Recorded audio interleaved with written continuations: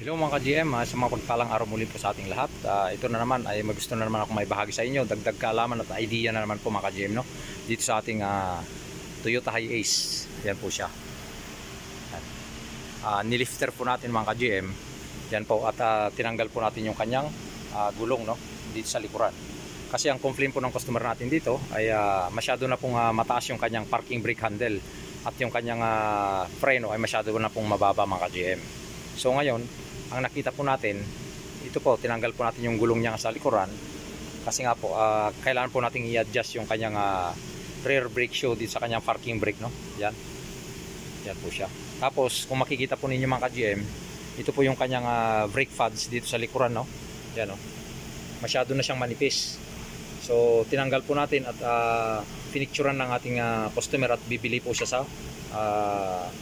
ibang bilihan po ng brake pads, no?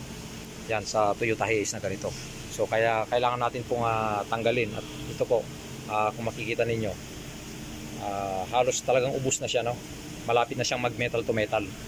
So ayan mga ka-GM, patuloy lang pong panoorin at paki-like and subscribe yung aking channel. At ito po, tatanggalin po natin itong kanyang rubber cover dito pagka i-adjust po natin yung kanyang parking brake, no? Yan. Tapos makikita po natin may butas po siya dyan sa pagtanggal natin ng rubber. Ngayon mga ka-GM, yun po, makikita nyo po yung kanyang pinaka bilog na gear na yon na maliit sa loob. Gagamit po tayo ng flat screw. Yan po yung ating gagamitin para i-adjust po yung kanyang parking brake, no? Bali papaikutin lang po natin yon sa pababa at pataas po. Papaikutin po yun ng pababa pataas. Ganun lang po yan mga ka-GM. Gamit natin yung flat screw. Tapos papakiramdaman po natin dito yung kanyang ikot, no? Pagka kumapit na po yun, kumapit na po itong ating rotor disc, no? Luluwagan lang po natin ng konti.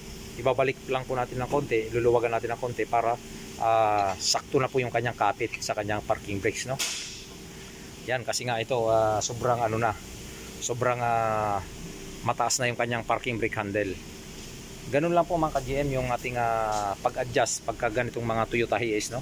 Kailangan nating tanggalin talaga yung gulong niya para maanuhan po natin dito, kasi ito lang po yung kanyang butas para ma-adjust po natin yung kanyang ano diyan, kanyang parking brake. So ayan po, at sana nagkaroon kayo ng kunting idea na naman dito sa aking munting video na ito. At ito, yun po, antayin po natin yung ating customer kasi bumili pa siya ng rear brake pads. So maraming salamat po sa suporta ninyo at sa patuloy nyong pagsubaybay sa aking mga videos. GM Autotech.